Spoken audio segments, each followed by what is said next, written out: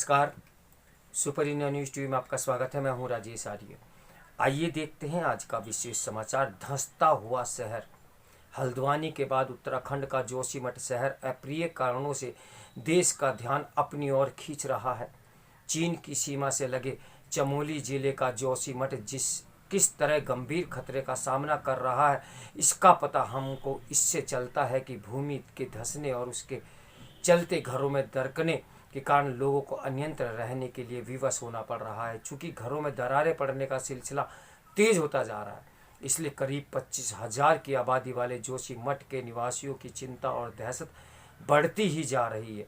इसकी भरी पूरी आशंका है कि आने वाले दिनों में स्थिति और गंभीर होगी तथा भयंकर ठंड में अन्य अनेक लोगों को उनके घरों से निकाल कर सुरक्षित स्थान पर ले जाना पड़ेगा। अच्छा होगा कि शासन प्रशासन तभी चेतता जब घरों में दरारें पड़ने का सिलसिला आरंभ हुआ था। दुर्भाग्य से ऐसा नहीं हुआ।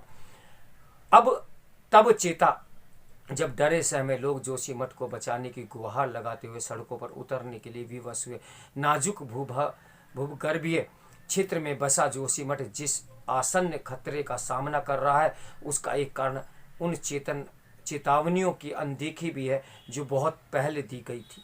इससे संतुष्ट नहीं हुआ जा सकता कि 8 सदस्यीय विशेषज्ञ समिति जोशीमठ शहर का निरीक्षण कर रही है, क्योंकि यह काम बहुत पहले किया जाना चाहिए था।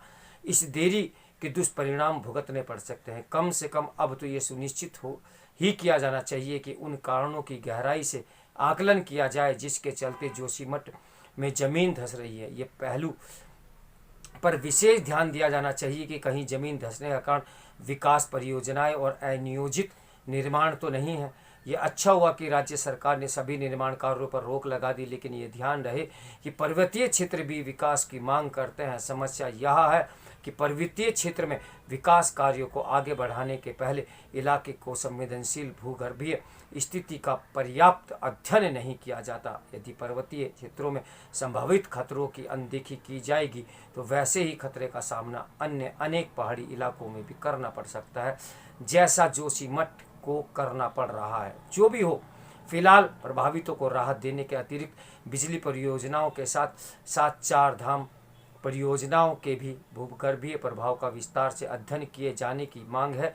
जोशीमठ में जो कुछ हो रहा है उससे देश के अन्य पर्वतीय इलाकों को भी सावधान हो जाना चाहिए, क्योंकि जिन कारणों से इस शहर के लिए खतरा पैदा हुआ है वह कारण अनियंत्रित भी हो सकते हैं। यह भी ध्यान रहे कि अन्य पर्वतीय क्षेत्रों की भी अनियोजित विकास हो रहा है। तो मेरे साथ बने रहिए सुपर इंडिया न्यूज़ टीवी की ब्रेकिंग न्यूज़ के लिए। नमस्कार, मैं हूँ राजेश आर्य।